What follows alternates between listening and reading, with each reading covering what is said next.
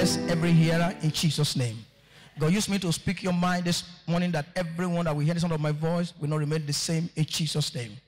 Father, use me once again as a vessel to honor, to speak the word of truth to your people, that at the end of this message today, we shall glorify you. For in Jesus' precious name, we have prayed. Amen. Shout aloud, amen. Amen. Please take your seat. It's a special time to be in God's presence. And everyone should be open up our heart to hear from him this morning, because the power of the word is going to hit somebody in Jesus' name. Amen.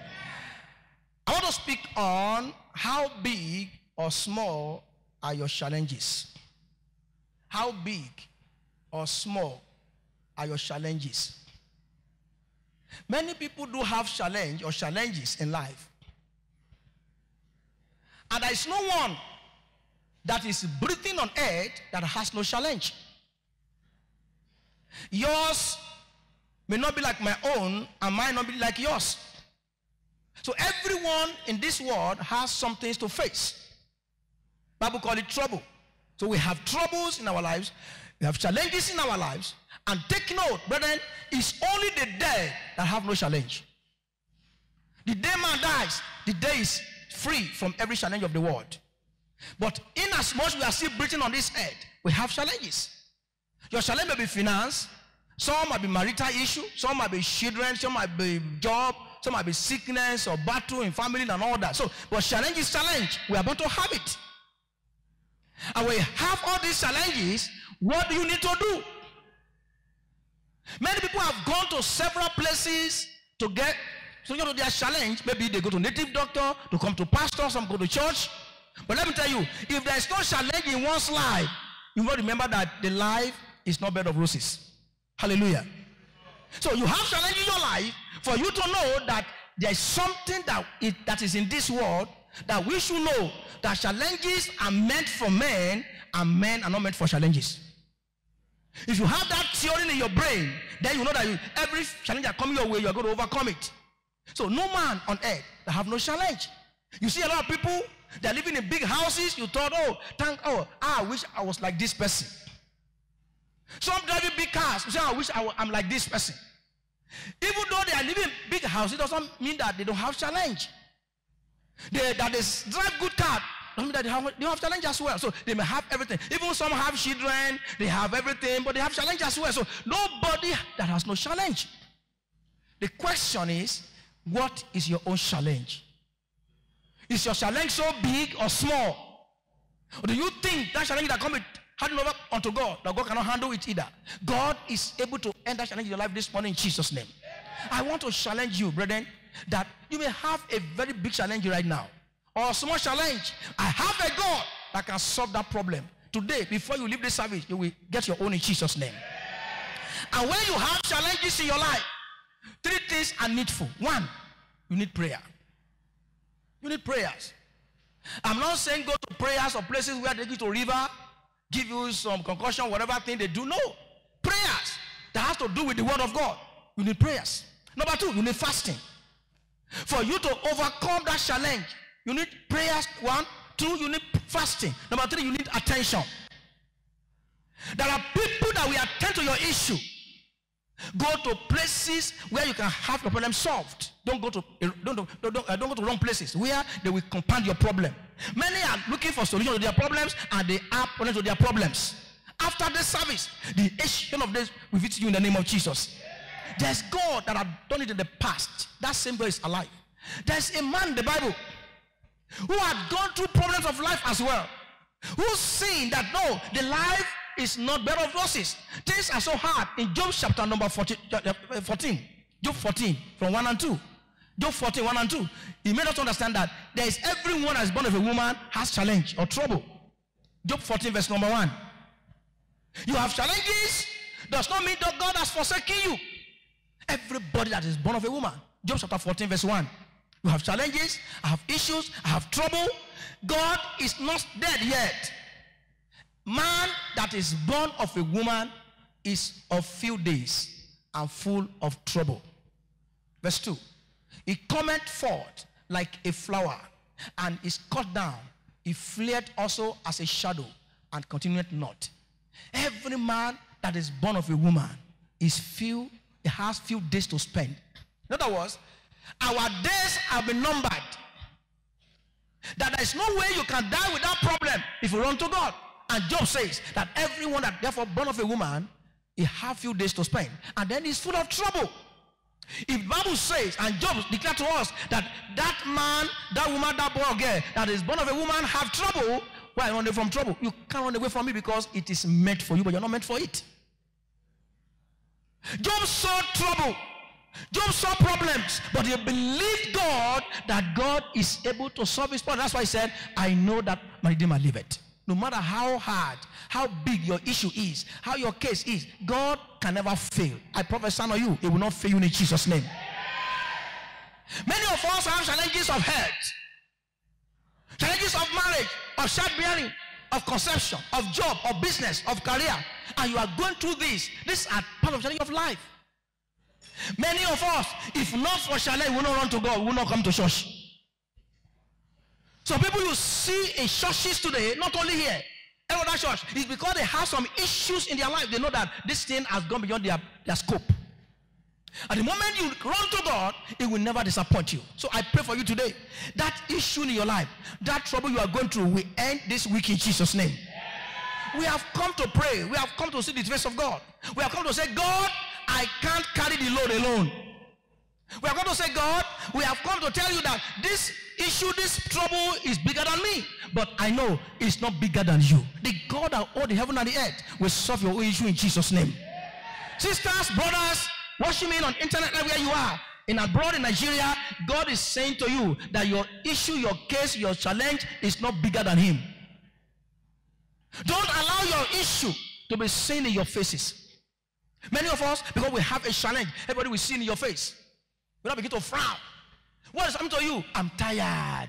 I'm tired. Don't allow people to hear your trouble. Let God hear your trouble, because he's the only one that can provide solution. Shout hallelujah. People complain to other people who cannot solve their problems. Run to God. He's the problem solver. He's the one that can do it. So don't go to places and then we see, oh, what is wrong with you now? I am tired because I've not gotten married. I'm tired because I'm not having an issue. I'm married for the past 10 years, no issue. I'm tired. I've finished school for the past 10 years now, no job. Don't let people see this in your face, because God still answers prayers. Go to God, the problem solver. As I stand on this altar, after this service, you will sing for joy in Jesus' name. That trouble will not destroy you. That trouble will not frustrate your life. You must stand and believe that this issue, this condition in my life is just for a moment. Because the Bible says, everyone that is born of a woman is full of few days. But trouble must come to him. As many years he will live, you cannot see from trouble except you die. The dead has no trouble. But let me give you 4 people in the Bible who had issues, who have trouble in their lives as well. And they ran to God, and God changed their situations. You can't come to God and he will leave you alone to your situation. Maybe you have challenges in your life right now, and you are facing this. You cry in the secret. You cry everywhere you go. There's God who still changes stories. He will change your own in Jesus' name. Number 1 is Sarah. Sarah, the wife of Abraham. Nobody believed that this woman will conceive again. She has tried everything possible. She had waited and waited, all to no avail. A woman at the age of 50, she was looking for a child, and after prayer, and I told her, God said to me, you're going to conceive. How possible? God can change story. At the age of 50, that woman conceived. Doctor said she can't give birth normal because of her age. But I said, God gave you the baby. You're going to have the baby. At the time of delivery, that woman put to bed safe and sound. Why? Because God was involved. I stand on this altar. Your issue is not difficult for God to handle. And I prophesy now, it shall come in Jesus' name. I said it will come in Jesus' name. In Genesis chapter 21, and the Lord did unto Sarah as he has spoken. Look at verse 2. For Sarah conceived and bare Abraham a son in his old age, not young age this time, old age, at the set time of which God has spoken to him. Verse 3. And Abraham called the name of his son that was born unto him, whom Sarah bare to him, Isaac. God answered his prayer. You can't pray. That's I said, when you have challenge in your life, you need prayer. You can't pray and God will not answer. It has a time. He's going to visit you. He has a time, bring it to pass. When God has said something, he will bring it to pass. Maybe prophet told you, but this time next year, you will carry a baby. And that year past, you have not carried a baby. Does not mean that God has forgotten you. The man of God said, but this time next year, you're going to have your husband or wife. And year past, you have not have your own. Does not mean that God has forgotten you. No. God has not. He's still working on what the man of God said. Bible says, I will perform the word of my servant. He has a time for it. Don't allow your circumstance to weigh you down. And the Bible says, and God visited Sarah. And God, remember Sarah, and God gave to Sarah as he had promised her. What has God promised you? He cannot fail you. I said, he can't fail you. Let the heaven hear your amen like thunder. Look at verse 5 of that same chapter of Genesis 21. Verse 5 and 6. Verses 5 and 6. And Abraham was 100 years old. Look at the age of the man. He was 100 years old when his son Isaac was born unto him. When God wants to fulfill his promise, he will keep you alive to see it happening. Verse 6. And Sarah said, God has made me to laugh, so that all that hear will laugh with me. After the service, your testimony will cause commotion. Only if you heard me. I said your testimony will cause commotion. And when men will hear it, they will come and celebrate with you. And the Bible says, and God had made me to laugh, so that those who will hear my own testimony will laugh with me. You think it's impossible? God says it's possible. At the age of 100 years, Abraham had his first son. In other words, Sarah also was 90 when she had her first child. At the age of 100. Many of us now, at the age of 18, we are crazy for child.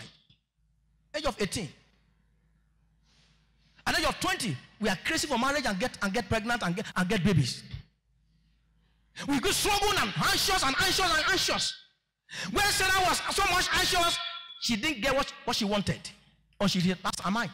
And waited for the promise of God. When God promised a man or a woman anything, it cannot fail. And the Bible says, Esther declared and said, God had made me to laugh. You will laugh in Jesus' name. I said you will laugh in Jesus' name. Wait for the promises of God. Wait for the time he has promised you. He has a time. The Bible says 1,000 years like a day before him. Even though men of God said a year, it might be 10 years before God. God knows when to do it. See, he's the one that has the final say, because no man has about to do, but God can do it. Wait for the time. Number 2, Jeremiah. This was a man of God, equally have challenges in his life. Jeremiah chapter 15, from verse number 18. Just verse number 18. This man was a prophet. He has challenges in his life. So if you are a born again, does not mean that you will not have a challenge. If you are so addicted to such things, does not mean you will not have challenge. That you pray 5 times a day like a Muslim man, does not mean you will not have a challenge. That you fast 100 days in January, February, fast every day, you fast, does not mean you don't have a challenge. Challenge is meant for men, and men are not meant for challenges. Take note of that. Hallelujah. So when it comes, how do you see it? And I said earlier, don't let men begin to see your credentials, sir, because you have a challenge. I have no money, they will see in your face. I have no child, they will see in your face. I have no cloth to wear, they will see in your face. No shoe to wear, they see in your face. I mean, no husband, they see your face. No wife, they see your face. Why should you allow men to see this in your face? Don't allow it. And the man said, verse 15, verse 18, rather, verse 18, Jeremiah chapter 15, 18 says, and why is my pain perpetual? The man was crying in the secret. So when you see a prophet who come before the people and prophesy, you will say, oh, this one has no problem in life. How I wish I'm like this prophet. But look at the man. He went to God. What did he say? Verse number 18. Jeremiah 15. Why is my pain perpetual and my wound incurable, which the first to be healed? Will thou be altogether unto me as a liar, as waters that fail? God cannot fail. A man of God was crying. So when you say a man of God, don't think he has no challenge. He's a prophet. He's a bishop. He's a reverend. He's a reverend professor, doctor. You think he has no challenge. You just feel that, oh, this one is seated close to God, so he cannot have a challenge in life. As far as a man that breathed, he has challenges. Hallelujah. But God does not have any challenge. It's the challenge solver. It takes problems away. It solves problems. You see a lot of people, you see them in a very big car, maybe Rolls Royce, my Jeep. Oh God, how I wish I'm like this person.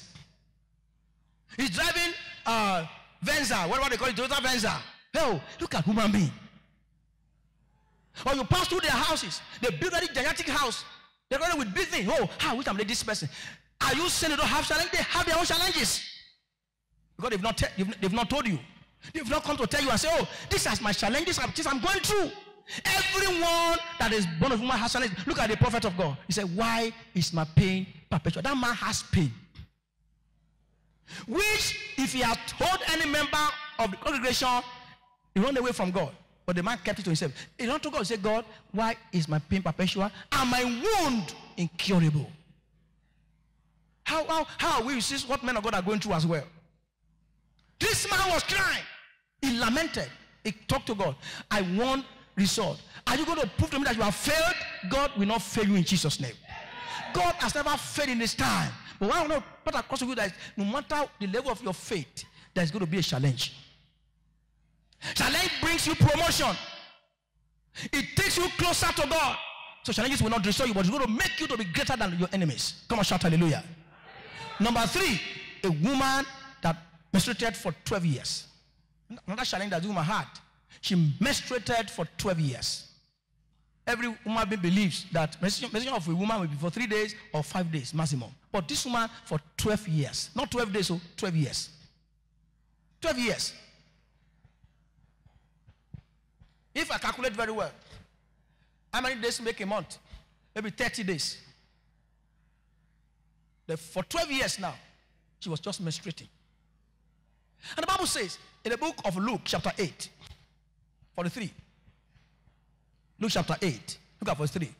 This woman believed that many of us have money that we can spend on issue. You can go from place to place. From doctor to doctor, from man to woman, from man to woman. You go from place to place, you are spending money. But look at what happened to this woman right now. Verse 3.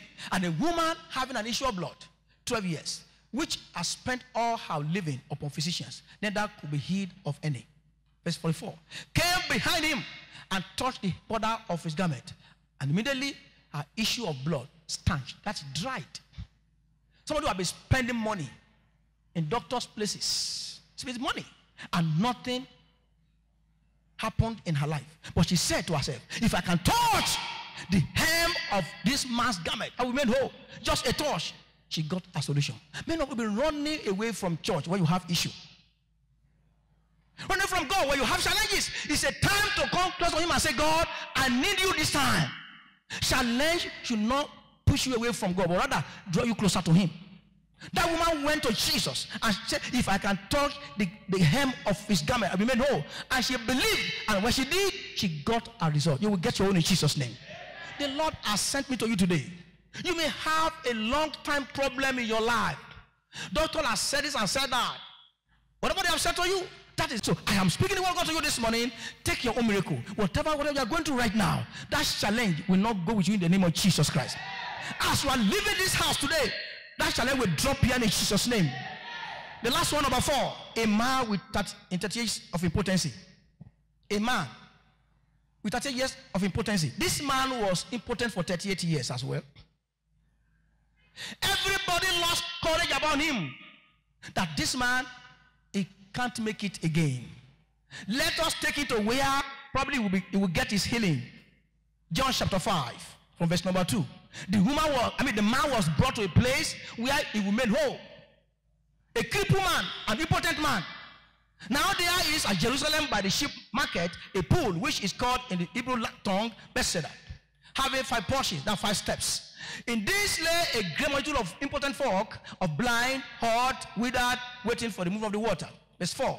For an angel went down at a certain season into the pool and troubled the water. Whosoever then first after the troubling of the water stepped in was made whole of whatever disease he had. Verse 5 now. And a certain man was there which had an infirmity for how many years? 30 and 80 years. That boy was kept at that place for healing. How old are you? Many of us are so troubled. You don't have trouble when you are between age 1 to 5, 5 to 10. You have less trouble. The day you now begin to come out, they begin to know you. Maybe you are now become a graduate, or you are a businessman or woman. You are not making it. You will now begin to see more wahala. The day you come out, I want to marry. Maybe they come for introduction. Who is that? Just a person. More trouble will start. Or they see you are going, maybe a good car drop you at your father's house or your mother's house or whatever, or you are driving a good car. You have challenges. They say, now this person, now wow, okay, we shall see. The day you say you married, people gather, eat your meat, eat your rice. Your problem, let's start from there again. So people are having problems because of sometimes they get to know us. Don't think that you can escape this issue in life, because the life we have come to is a place of challenge. This boy was impotent for how many years? 38 years. 38 years. He was just crying, lamenting, crying for healing. But after the service, the Lord I serve will answer you in Jesus' name.